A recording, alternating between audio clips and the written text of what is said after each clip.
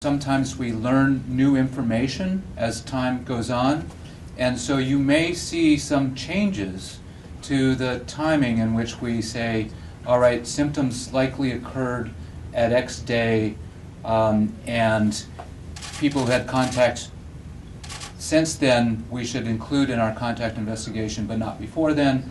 We learn something new and it may change a bit. And this has happened in this case.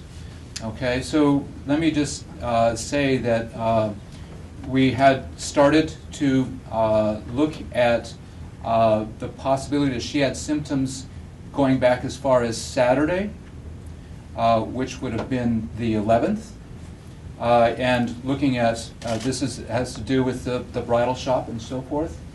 But some more information that's come through just recently would say that we can't rule out the fact that she might have had the start of her illness on Friday.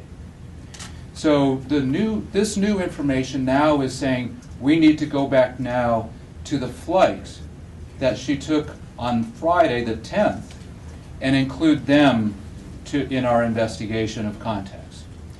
So that's something that's happened today.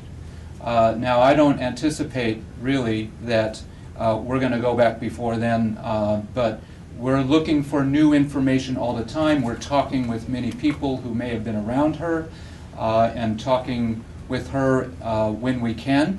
Our information is that she's actually not very well at this point, and so we have to be judicious in what we ask. But we're always getting more information and learning, and that's why you may see a little bit of change in the contacts that we're looking to identify.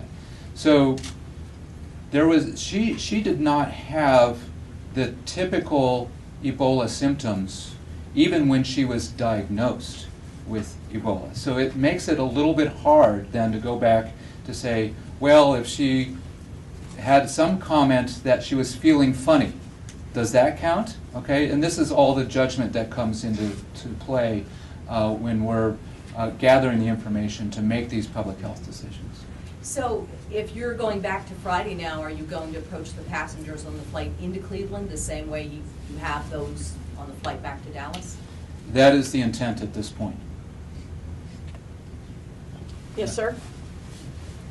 With respect to the temperature that's been reported that she may have had the early fever on 99.5, and then there was a cutoff of 100.7 where that might be a marker. With the 99.5 was she taking Motrin because she wasn't feeling well? Could that have knocked that fever down to 99.5? Do we know that?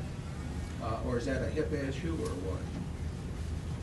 Or all that? So let me, we're walking on the line there as far as what is we should really consider as confidential for the patient.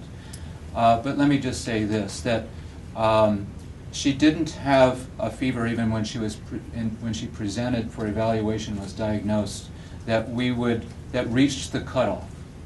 Okay, there were some measurements that for some people may have been a little bit high, and for some people at some points may be within their normal range, and that's again where we have to come in with some real judgment calls as to how far back we go.